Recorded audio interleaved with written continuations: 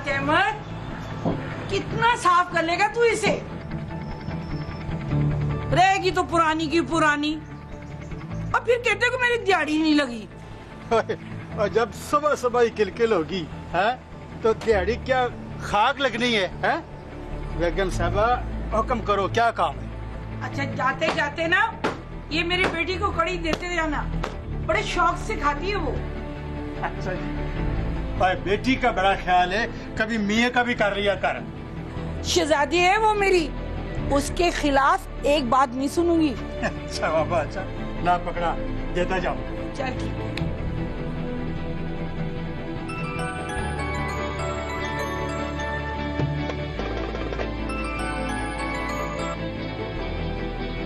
Hello जी जनाब, हयात बोल रहा हूँ जी। हुक्म?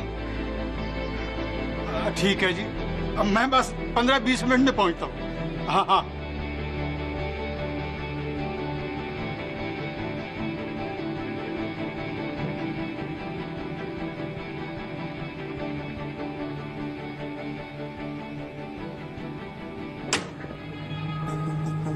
मैं हूं मूसा हैदर और आप देख रहे हैं गुनहगार कौन। बेटियां माँ बाप के घर की रौनक होती हैं। जब तक अपने माँ बाप के घर रहती हैं, मोहब्बतें समेटती हैं, और जब ब्याह कर अपने शौहर के घर चली जाती हैं, तब भी माँ बाप की नजरें दरवाजे पर उनकी मुंतजिर ही रहती हैं। खास तौर पर माँ की नजरें, क्योंकि बेटियों में माँ की जान होती है। ऐसी ही माँ हलीमा है।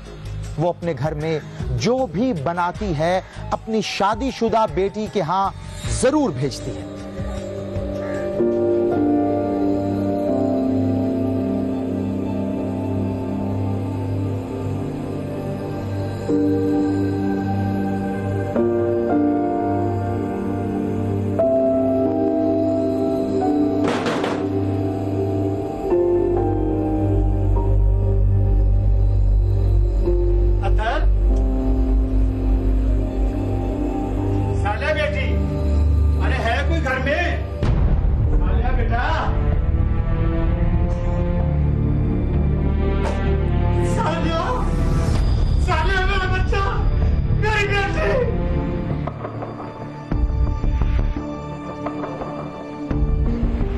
भाई, और तुम दुकान में आराम से बैठे हो, उधर हमारी केबल नहीं आ रही।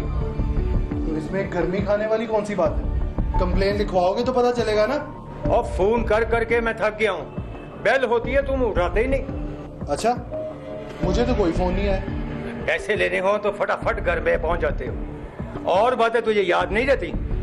आता हूँ थोड़ी देर में, पता लिखवाओ अपना जल्दी। और तुम्हारे भाई की सास जो है उसके कोने वाले घर में रहता हूँ। ठीक है, लड़का भिजवा देता हूँ, जाओ यहाँ से।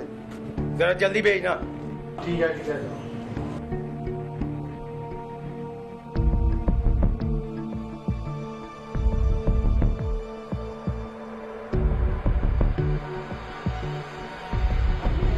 मामू की इतनी मिस कॉल?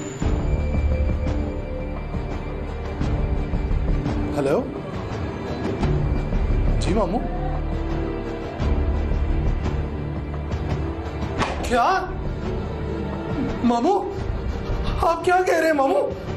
मैं आ रहा हूँ अशरफ। मुझे ब्यूटी पार्लर जाना है, मुझे छोड़ देंगे आप? पागल हो गई हो? खुद ही चली जाया करो ना, मैं कहाँ से छोड़ के आऊँ? मुझे डिलीवरी देनी है अभी। मुझे पहले ही पता था आप ना ही कहेंगे। हाँ तो आपके मुंह से कभी निकली नहीं है। तो अपनी माँ से कह दिया करो ना, वो भी तो उसी तरफ जाती है ना, तुम्हें छोड़ दिया करें। मुझे लगता है आप पागल हो गए हैं। वो उल्टी पहले मेरी तरफ आए और फिर मुझे लेके वापस जाएं। खुद ही चली जाया करो ना। अच्छा ठीक है, मैं ऐसा करता हूँ, जाते जाते अतर को कह जाता हूँ, वो तुम्हें छोड़ देगा। हाँ ये ठीक है, वो अभी मुझे अम्मी की तरफ छोड़ दे। अम्मी अभी घर ही होंगी, मैं उन्हीं के साथ रिक्शे पे चली जाऊंगी। अब मैं जा सकता हूँ? इजाजत है? और कोई मसला तो नहीं आपके साथ? नहीं कोई मसला नहीं है, आप चले जाएं तो अच्छा है। हाँ अतर भाई से यहाँ से कहते जाना। ठीक है। अम्मी, दोपहर को मैं भी आपके पास पार्लर आ जाऊं? थोड़ा काम सीख लूंगी, घर में बोर होती रहती हूँ सारा दिन। कोई जरूरत नहीं आने की, चुप करके घर में बैठो। मैं कमा के खिला रही हूँ ना, और तुम्हें क्या चाहिए? अम्मी मैं भी काम सीख लूंगी तो इसमें कोई बुराई तो नहीं है। तो क्या सारा दिन घर को ताला लग जाए? किसी एक को तो घर में होना चाहिए, तुम्हें या मुझे। वैसे भी रानी अपने घर की है। तो उसके घर ताला नहीं लगता क्या? उसका मियाँ भी काम पे होता है, वो खुद भी। अच्छा, ज्यादा बकवास करने की जरूरत नहीं है, आराम से घर में रहो। अम्मी आप भी ना।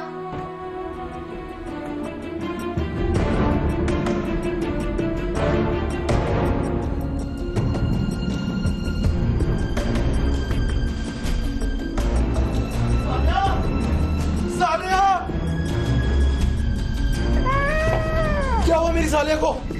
क्या हुआ?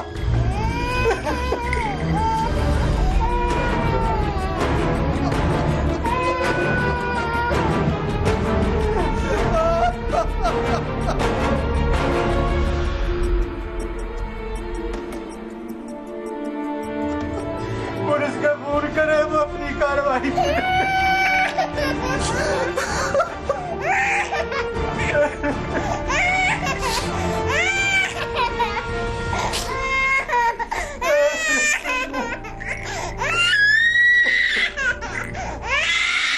हेलो जी, मैं तेरी बेटी को सालन देने आया था, उसने खाया नहीं। पता नहीं उसे क्या हो गया है, उसकी आवाज भी नहीं निकलती। हव्वा की एक और बेटी ने पंखे से लटक कर अपनी जान ली। उसने ऐसा क्यों किया? घरेलू परेशानियों से तंग आकर या फिर गुर्बत के हाथों मजबूर होकर? इसका फैसला तो तफ्तीश के बाद ही होगा। मरने वाली सालेहा 1 साल के बच्चे की मां भी थी, और यही बात सबसे अहम है। क्या उसने इतना बड़ा कदम उठाने से पहले यह भी नहीं सोचा कि उसके बच्चे की परवरिश कौन करेगा, उसको ममता का प्यार कौन देगा? दूसरी जानिब अतर का भाई अजहर जब दुकान पर पहुंचा तो इस वाकये से बेखबर था। उसे दुकान बंद मिली।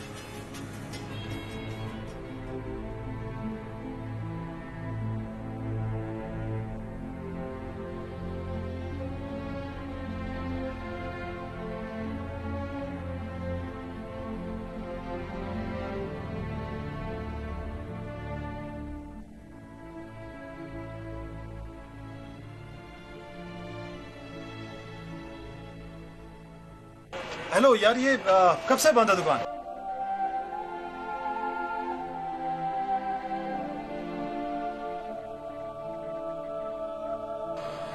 अतर, अतर क्या हुआ? तू रो क्यों रहा है?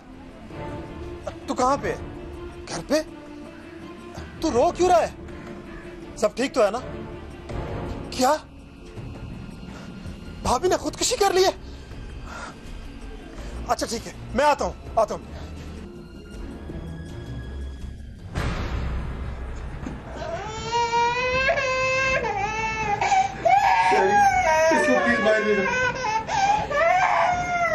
कैसे पता चला कि लड़की ने खुदकुशी कर ली है?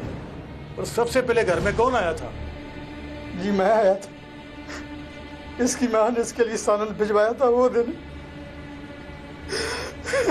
मैं आया था जब पंखे से लटक रही थी और बच्चा बेड पर। दरवाजा खुला था या बंद था? मेरा मतलब है अंदर से लॉक तो नहीं था? नहीं सर, बंद था मगर लॉक नहीं था। मैंने हाथ लगाया तो खुल गया। जी सर। तस्वीरें बना लिए तो लाश को नीचे उतारो। जी सर। इसका शोहर कौन है? जी मैं शोहर हूं जी इसका। मुझे तो मामू से फोन पे ही पता चला। मैं तो दुकान पे था। अच्छा, तो ये आपका भांजा भी है और दामाद भी? जी सर।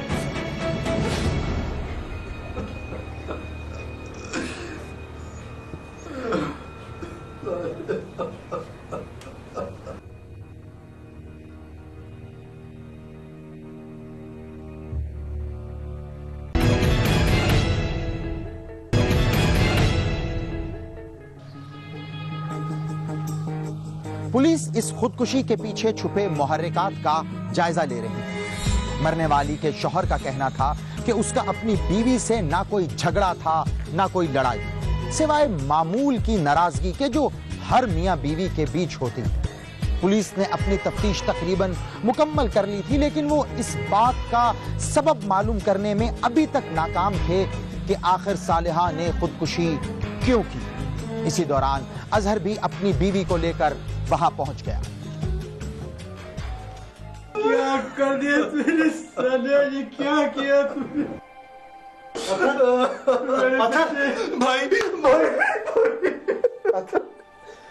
अथर ये रातों रात क्या हो गया? ये कैसे हो गया सब? कुछ भी नहीं हुआ भाई। रात को हमने एक साथ खाना खाया, बातें कर रही है मेरे साथ। सुबह अच्छी भली को सोते हुए छोड़ के दुकान पे गया हूं मैं और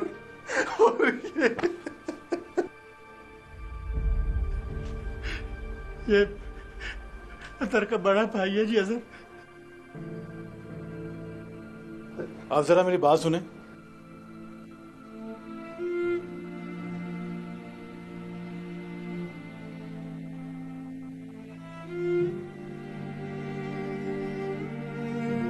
जी सर। अब ये बताएं कि लाश का पोस्टमार्टम करवाना है या मामला इधर ही खत्म करना है? मेरी बेटी खुदकुशी नहीं कर सकती, मेरा दिल नहीं मानता, वैसा कभी नहीं कर सकती। देखो, अगर कोई शक वाली बात है तो लाश को पोस्टमार्टम के लिए भिजवा देते हैं। जो भी मामला होगा खुलकर सामने आ जाएगा। मैं ऐसा ही चाहता हूँ। मेरी बच्ची ना तो पागल थी, ना वो ऐसा कदम उठा सकती।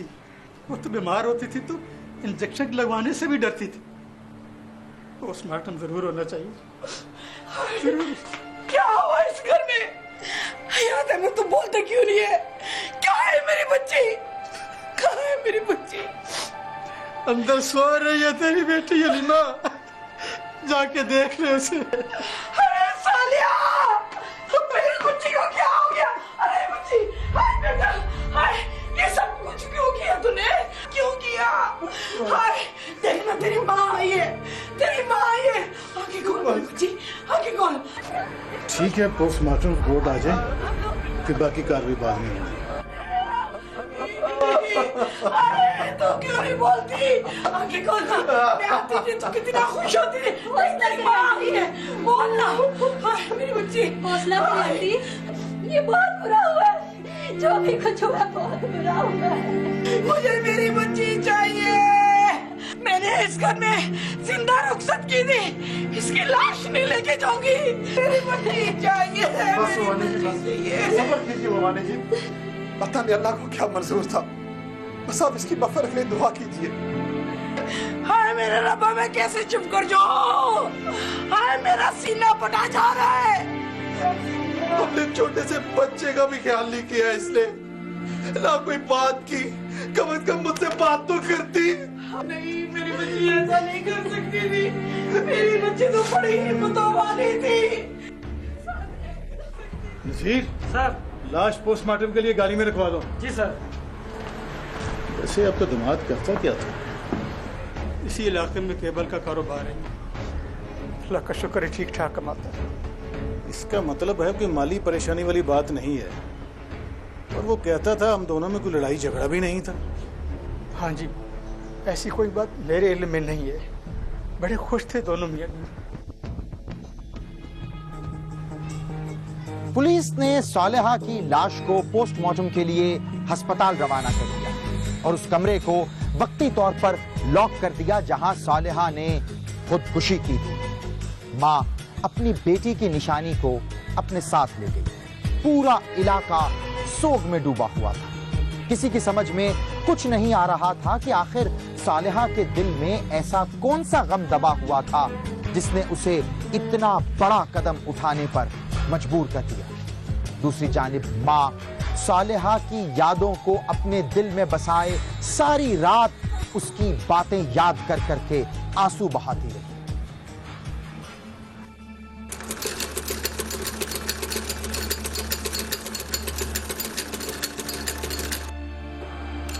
अम्मा, एक बात तो बताओ।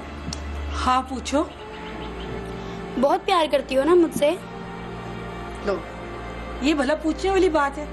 कौन अपनी बच्चियों से प्यार नहीं करता? वो तो ठीक है अम्मा, पर जब मेरी शादी कर कर मुझे रुखसत कर दोगी फिर क्या होगा? पता है, मैंने एक फैसला किया है कि तेरी शादी के बाद तुझे रुखसत ही नहीं करूंगी। क्या मतलब?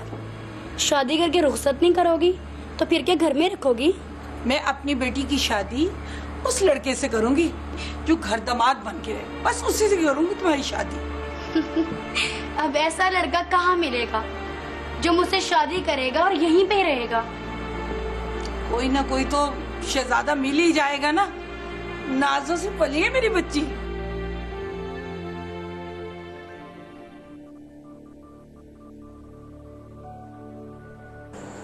याद है मतलब सो गए क्या?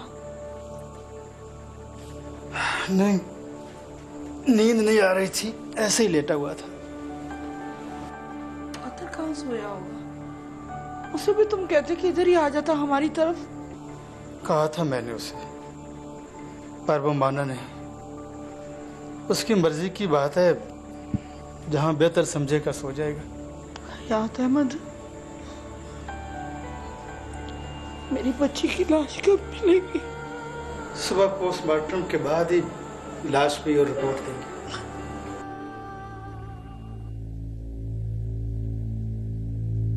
देखो बेटा, जो होना था वो तो हो गया। उसकी लिखी इतनी थी, भूखा रहने से क्या होगा? अम्मी ठीक कह रही है, खाना तो खा लो। तुम्हारी वजह से हम भी भूखे बैठे हैं। लाऊं? नहीं नहीं, मेरा दिल नहीं कर रहा। देखो, ऐसा करने से वो वापस तो नहीं आ जाएगी, उल्टा उसकी रूह को तकलीफ पहुंचेगी। बच्चा उसकी नानी के पास है ना, उधर ही रहने देना, और कोई नहीं संभालेगा उसे। चुप कर, तुझे बच्चे की पड़ी हुई है, देखा नहीं कितना परेशान है बेचारा। चल, ये साथ वाले कमरे में बिस्तर बिछा दे, आज इधर ही सो जाएगा। पहले उससे तो पूछ लो, नींद आ जाएगी उसे? कहीं सारी रात बीवी की याद में करवटें ना लेता रहे। पता नहीं तेरी ज़बान कब बंद होगी। 1000 बार समझाया है चुप रहने को, पर जा बिस्तर बिछा कर दे।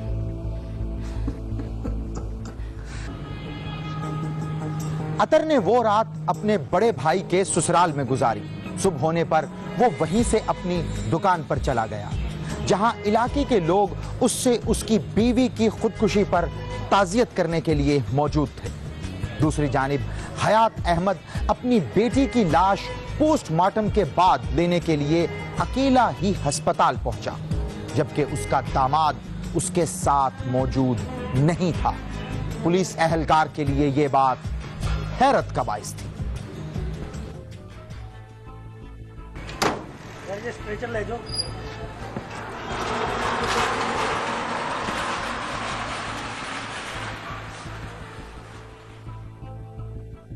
तुम इसे लेकर घर निकलो, मैं पोस्टमार्टम की रिपोर्ट लेकर थाना पहुंचता हूँ। जी ठीक है।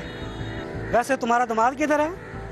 मैंने आने से पहले फोन किया था उसे, कहता था मैं दुकान पर हूँ, तुम चलो मैं खुद आ जाऊँ। अच्छा चलो ठीक है, तुम पहुंचो घर, फिर होती है मुलाकात।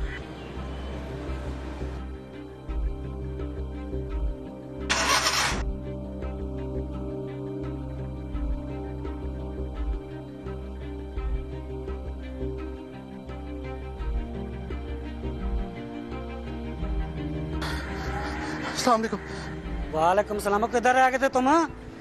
अब आ रहे हो? तुम्हारे ससुर अभी गए हैं। किधर? भला मुझे फोन पे बता ही देते, मैं उनके साथ ही आ जाता। पर वो तो कह रहे थे फोन किया है तुम्हें, तुमने कहा मैं खुद पहुंच जाऊंगा। बहुत ही झूठे हैं वो। खैर, आप मुझे इजाजत दें, मैं खुद ही देख लूंगा। अस्सलाम वालेकुम। ये ले पानी। फोन करके अतर भाई से पूछ लेना था जनाजा कितने बजे उठाना है। किया था फोन, कहता है कि सुसर मेरा लाश ले गया, उसी से पूछ लो। ये क्या बात है, उसकी बीवी है, उसे ये भी नहीं पता? कैसा बंदा है वो? मुझे खुद समझ नहीं आ रहा। मैंने खुद सुबह से देखा था, दुकान पर बैठा हुआ था। एक बात कहूँ, लड़ने ना लग जाना, मुझे तो दाल में कुछ काला लगता है। कुछ भी हो, हम कौन होते कुछ कहने वाले? मैं मामू को फोन करके पूछता हूँ।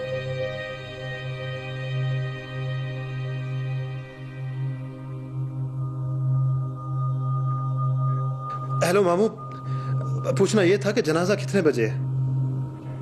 मगरिब के बाद। ठीक जी, मैं सुन रहा हूं। सुबह से नहीं पहुंचा? ठीक है मामू, मैं देखता हूं। कौन नहीं आया सुबह से? अथर, और कौन नहीं आया होगा? तुम उठो, मगरिब हुआ जनाजा है।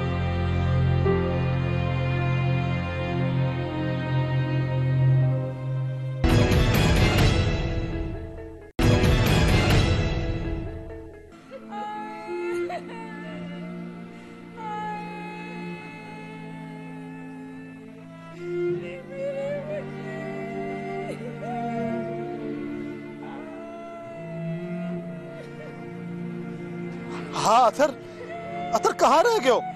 यहाँ सब लोग तुम्हारे इंतजार में बैठे हुए हैं। कितनी देर में आ रहे हो? जल्दी से आ जाओ। अगर मसरूफ है तो पूछ लो बेटा, हम जनाजा ले जाते हैं। अब और कितनी देर इंतजार करें? बस ऐसा कह रहा, रास्ते में कोई इमरजेंसी हो गई थी, बस आता ही है।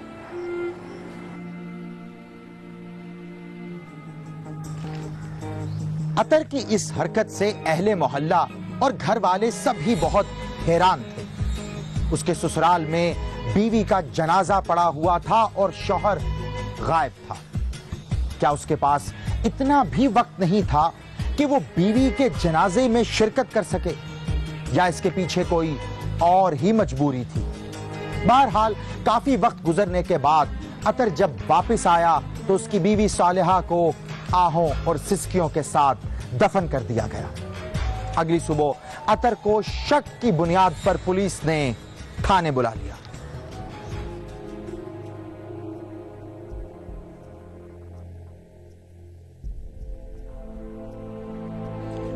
ये सालिया कौन थी? जी मैं कुछ समझा नहीं।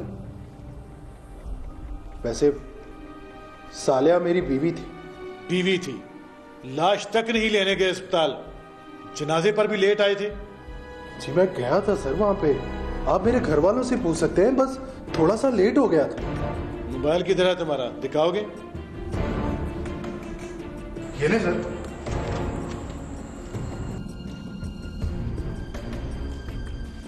तुमने कल नसीर से कहा था, तुम्हारे ससुर ने फोन करके तुम्हें बताया ही नहीं, वरना तुम आ जाते उनके साथ अस्पताल। जी सर, मैंने ऐसा ही कहा था। आप चेक कर सकते हैं, मुझे कोई कॉल नहीं आई उनकी। बाकी इसमें तो कॉल कोई नहीं है। नसीर, उस नंबर का कार्ड देना जरा।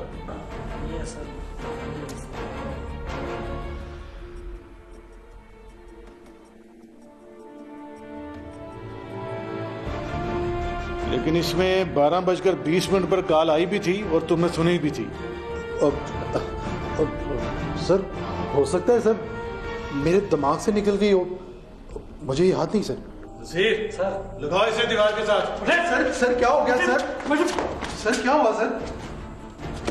बड़ा होशियार बनता है, डेटा डिलीट कर दिया था इसने। सर मैंने कोई डाटा डिलीट नहीं किया सर। नसीर, इसके ससुर को फोन करके बुलाओ, वो आ जाए तो बताते हैं उसे। ठीक है सर। क्या किया इसने? पीछे कर, हाथ पीछे कर। सर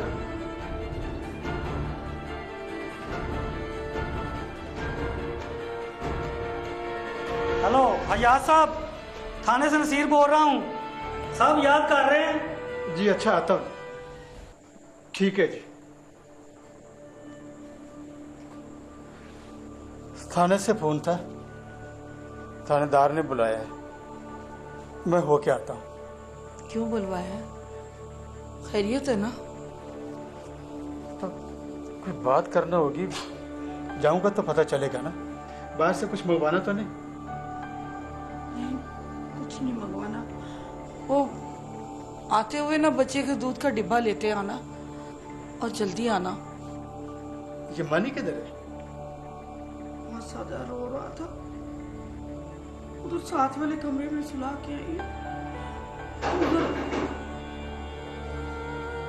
ये कौन है सुबह सुबह? अच्छा मैं चलता हूँ। थाने के लिए घर से निकलने से पहले हयात अहमद के दरवाजे पर उससे मिलने कौन आया था इसका तज़किरा उसने किसी से भी नहीं किया। लेकिन एक बात का अंदाजा साफ लगाया जा सकता था कि हयात अहमद से जो भी उसके दरवाजे पर मिलने आया था, उससे मिलने के बाद उसकी परेशानी में इजाफा हो गया था। और उसकी परेशानी उस वक्त और भी बढ़ गई जब उसने थाने पहुंचकर अपने दामाद को वहां पुलिस की जेरे हिरासत देखा। उसे पुलिस ने किस इल्जाम के तहत गिरफ्तार किया था?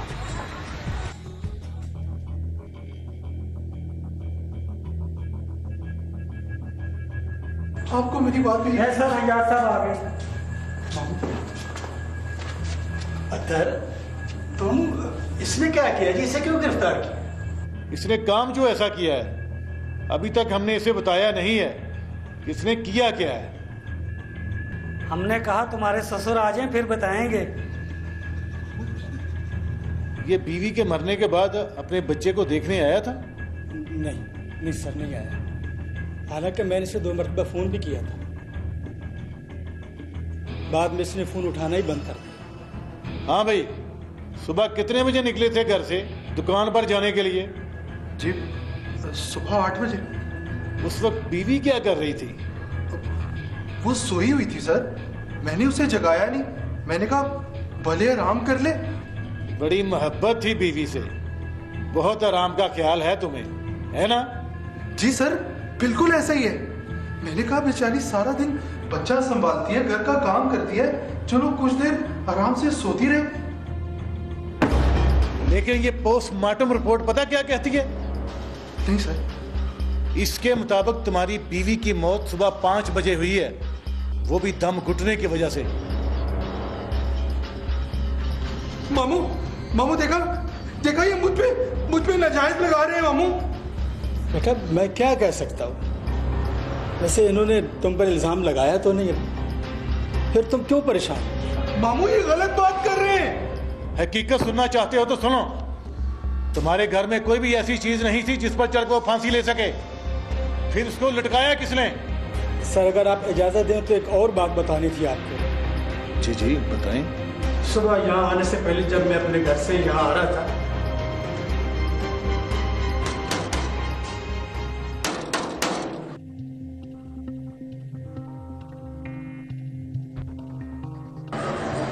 अस्सलाम वालेकुम। वालेकुम अस्सलाम। सबसे पहले तो आपकी जवान बेटी की मौत का बड़ा दुख हुआ है। आज बस जो अल्लाह को मंजूर, दुआ की दरख्वास्त है। ज़रूर जी, बस इसी सिलसिले में आपसे बात करनी थी। आप आए कहाँ से? लगता है इसी इलाके में कहीं आपको देखा हुआ है। जी बिल्कुल, मैं आपका जो भांजा अजहर है ना, उसके ससुराल वाली गली में रहता हूँ। अच्छा, जी हुक्म करें। दरअसल थाने से मुझे फ़ोन आया था, मैं वहीं जा रहा था। मैंने बस इतना ही बताना था आपको कि अजहर के ससुराल में आपके दामाद का बहुत आना जाना था, खास करके जब अजहर की साली बिल्कुल अकेली होती थी घर। आपका मतलब है कि इसमें शक करने वाली बात नहीं, इस पर गौर जरूर कीजिएगा। इसका मतलब है जिसका हमें शक था वो हकीकत बात थी। वैसे सच्ची बात है सर, मुझे नूरुद्दीन की बात पर यकीन नहीं आया। अगर ये जानता है या फिर इसका खुदा जानता है। हाँ भाई, क्या कहते हो? प्यार से सच बताना है या दूसरे तरीके से पूछूं? देखिए सर, ऐसा कोई मामला नहीं है। मैं उनके घर जरूर जाता था, लेकिन जब केबल वगैरह का मसला होता था तब जाता था। एक नंबर पर 1-1 घंटा बातें करते रहे हो। किसका नंबर है वो? ज़हन में नहीं आ रहा जी, इतने क्लाइंट है मेरे, किसी का भी होगा। तुमने पिछली 2 रातें कहाँ गुजारी हैं? वो जी मैं वो अपने भाई के ससुराल में। और जब मैंने तुम्हें अपने घर रहने के लिए कहा था तो तुमने साफ इनकार कर दिया था। देखो अब कोई चीज ढकी छुपी नहीं है। किससे बातें करते रहते थे 1-1 घंटा? वो मेरे भाई की साली है, इकरा। नज़ीर सर, रियाज साहब से एक दरख्वास्त लगाओ, इनके दामाद ने इनकी बेटी का कत्ल कर दिया। ठीक है सर। पुलिस को इस केस से मुतल्लिक अहम सबूत मिल चुके थे, लेकिन अतहर अभी भी इकरार जुल्म करने के लिए बिल्कुल तैयार नहीं था। उसका कहना था कि पुलिस उसे इस केस में नाजायज तौर पर फंसा रही है। दूसरी जानिब पुलिस ने जब अतहर के ससुर से उसके खिलाफ कत्ल की FIR दर्ज करने के लिए दरखास्त लिखवाई तो फिर उसके पास हकीकत बताने के सिवा और कोई रास्ता नहीं था। हाँ, मैंने मारे उसे, मैंने मारे उसे। मैं छोड़ूंगा नहीं। बैठ आराम से, छोड़, बैठ, चल बैठ। क्यों मारा उसे? तुम तो कहते थे कोई नाराजगी, कोई रंजिश नहीं है उसे, तो फिर क्यों मारा? वो मेरी बात नहीं मानती थी। कौन सी बात नहीं मानती थी? मैं इकरा से शादी करना चाहता था तो रोज मुझे पूछती थी कब करनी है शादी। आज मुझे हाँ या ना में जवाब चाहिए। मुझसे शादी करनी है या नहीं? मैं तो आज ही करने को तैयार हूं। फैसला तुमने करना है। उस डाइन को पता चल गया तो संभाल लोगे उसे जिसे घर बिठाया हुआ है? कोशिश तो कर रहा हूँ यार, लेकिन ऐसे नहीं मानेगी। औरत जब माँ बन जाए अपने आप को बहुत मजबूत समझने लगती है।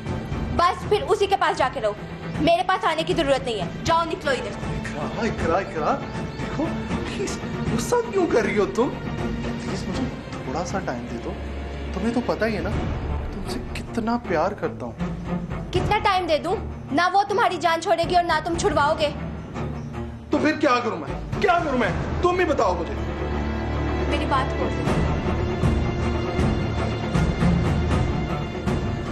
देखो, तुम्हें तो शुक्र अदा करना चाहिए भाई कि मैं तुमसे इजाजत मांग रहा हूँ। वो अपने घर में रहेगी और तुम अपने घर में। मैंने कह दिया ना, अगर इतना ही शौक है ना तो तलाक दे दो मुझे, फिर कर लेना उससे शादी। क्या बोली तुम? इसका मतलब है कि तू नहीं मानेगी? हाँ, नहीं मानूंगी। तुम्हारी हिम्मत कैसे हुई मेरे बालों में हाथ डालने की? अब तो मैं 1 मिनट नहीं रहूंगी यहाँ। देखो साल्या, एक मिनट कहाँ जा रही हो तुम? वो देखो, रात का वक्त है, मान्यता क्या कहेंगे? तमाशा मत बनाओ साल्या। अच्छा है, तमाशा बनना चाहिए, लोगों को तो तुम्हारी असलियत का पता चले। जीना हराम करके रखा है तुमने मेरा। नहीं साल्या,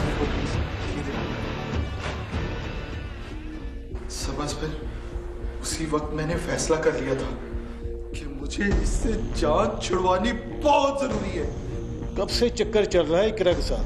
शादी से पहले या शादी के बाद? 9-10 महीने हुए। इस तरह एक शौहर का अपनी पहली बीवी से जान छुड़ाने और दूसरी शादी करने का ड्रामा खुलकर सामने आ गया। उसने इकरार जुर्म भी कर लिया। यकीनन उसे सजा भी हो जाएगी, मगर एक सवाल अपनी जगह बरकरार है। इस सारे ड्रामे में मरकजी किरदार कौन है? आखिर असल गुनहगार कौन है जिसकी वजह से बात यहां तक पहुंची? सालिहा का शौहर या फिर उसकी सौतन बनने की ख्वाहिश अपने दिल में सजाने वाली इकरा? इसका फैसला आप करेंगे। अगर आप भी जानते हैं अपने आसपास मौजूद किसी ऐसे ही गुनहगार को, तो खामोश हरगिज ना रहें, क्योंकि याद रखें, किसी भी जुर्म के खिलाफ खामोश रहना भी एक जुर्म है। बोलिए, हमें ईमेल करें gk@sama.tv, हमें ट्वीट करें या फिर फेसबुक पर ज्वाइन करें। हमारा आईडी है facebook.com/गुनहगार कौन। आपसे मुलाकात होगी अगले हफ्ते एक और सच्ची कहानी के साथ, और देखेंगे गुनहगार कौन।